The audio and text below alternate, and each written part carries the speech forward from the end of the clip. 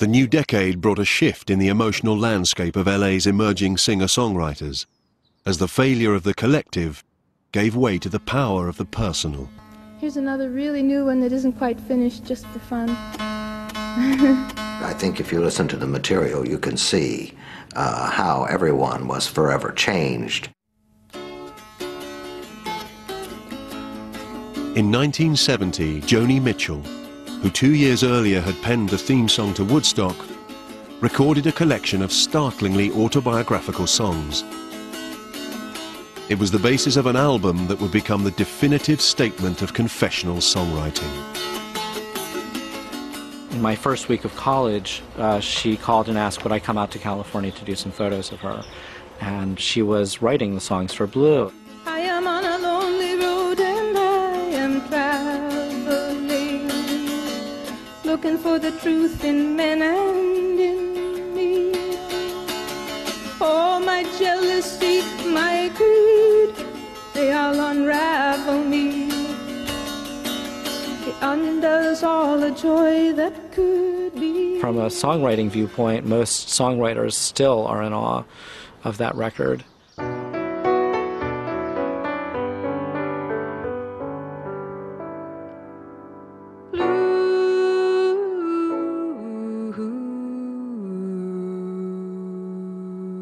It's overwhelming. Blue is an overwhelming album. There is a song for you to ink on a pen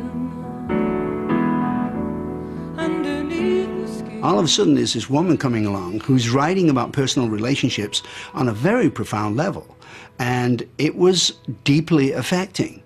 Well, there's so many sinking now, you gotta keep thinking you can make it through these waves.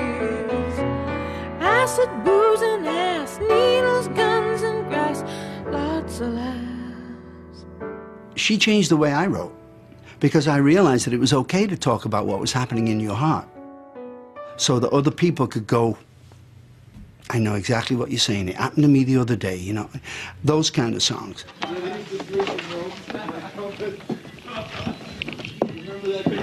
A year after Joni Mitchell released Blue, Neil Young, an equally uncompromising singer-songwriter, produced a breakthrough record.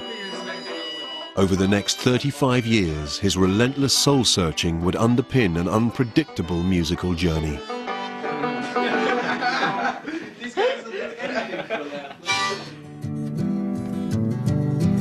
I wanna live, I wanna give. I've been a miner for a heart of gold. Harvest was a huge success, and it kind of put Neil on the map in a very profound way. But keep me searching for a heart of gold, and I'm getting old. But immediately thereafter, there were some tragedies. There was a roadie named Bruce Berry, and then there was Danny Whitten from Crazy Horse, both of whom OD'd in a short period of time from heroin. I've been to Hollywood, I've been to Redwood, I crossed the ocean for a heart of gold.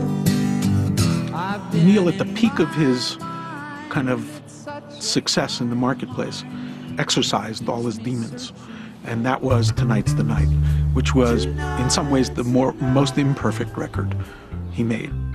Tonight, tonight, tonight, tonight. He was kind of rebelling against production, and he said, I want to make a record not only that's live, but I want people to hear how it is before the band really knows what they're doing. Bruce Berry was a working man, he used to load that Econoline. So we went on tour, and everyone expected that he would play all the songs from Harvest. And the Eagles were the opening act, right? And the Eagles came out and just were fucking great. And sing a song in a shaky voice that was real as the day was long. Tonight's the night, yes it is. And then Neil came out and he did the Tonight's the Night album from beginning to end. And he would say that if you stick with this, at the end I'll play songs that you've heard before. And then at the end, he started the album over again. And that's when I knew I loved him. And the place emptied out pretty much every night. You know, it was fantastic. I never saw anyone do that. It was just awesome.